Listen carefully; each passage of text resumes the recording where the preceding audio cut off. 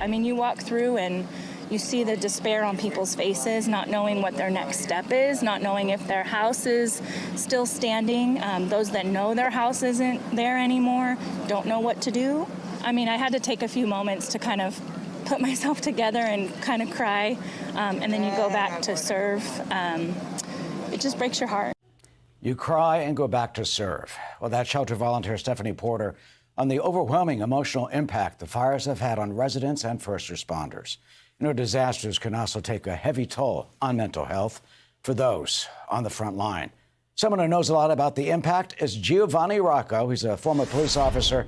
He went undercover with the FBI to bust mobsters, co-hosted the podcast Inside the Life, and is a first responder support specialist with the nonprofit group that helps law enforcement survive first.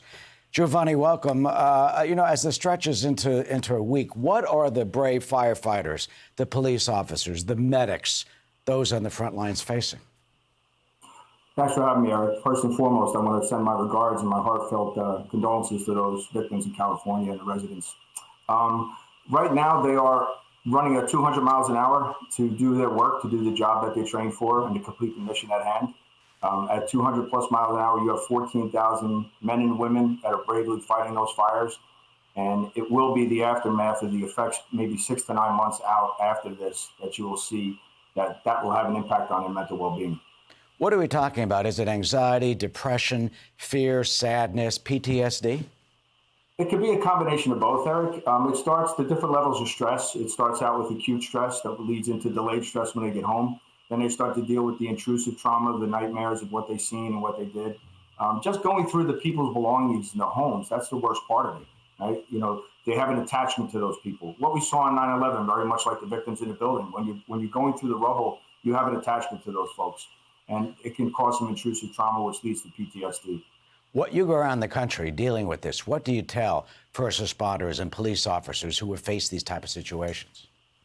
Sure. We go around the country and we try to train them and make them understand what their body's going through, what their organs are, their brain down to their gut, to their heart rhythm, and what is causing the intrusive trauma, and how to mitigate it, what the importance of coming to terms with it, coming to terms with the nightmares that you might be having, or the deregulation in your relationships at home. So we teach them breath work. We'll talk to them and make them, we'll help them identify that they're okay. It's okay to have the feelings that they're having. It's normal.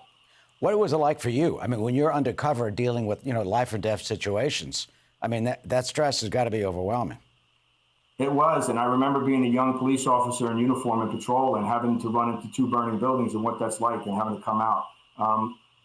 It's stressful. And I did probably 10 years of not mitigating my own stress until I came to realize and understand with the help of others. When I became an FBI undercover, I had to do a mental health check every 6 to 9 months to make sure I was okay in my operations, because dealing at a high level of operations, that's what you had to do. So that's when I started to understand my heart rate, my cortisol, how my heart rate explodes from 180 beats a minute to 220 beats a minute, and how to control that, how to control your breath. Finally, what would you suggest or recommend to authorities in dealing with the folks who are out there right now, what they're going to face in a few months? Yeah, I think right now it's all focuses on the recovery efforts and getting through this phase. The next phase is for the agencies to try to implement and have a plan of action for the aftermath, for those 14,000 plus men and women, including the 9/11 dispatchers who are taking these calls every single day. You're talking about men and women who are facing 22 to 36 hours straight of nonstop. They're just running and gunning.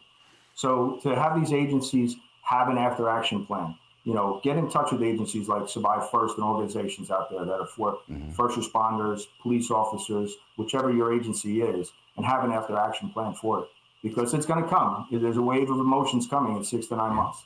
Speak up, talk about it, deal with it. Survive First is the group. Giovanni Rocco, thank you for joining us. Survive First, by the way, provides resources for first responders and their families.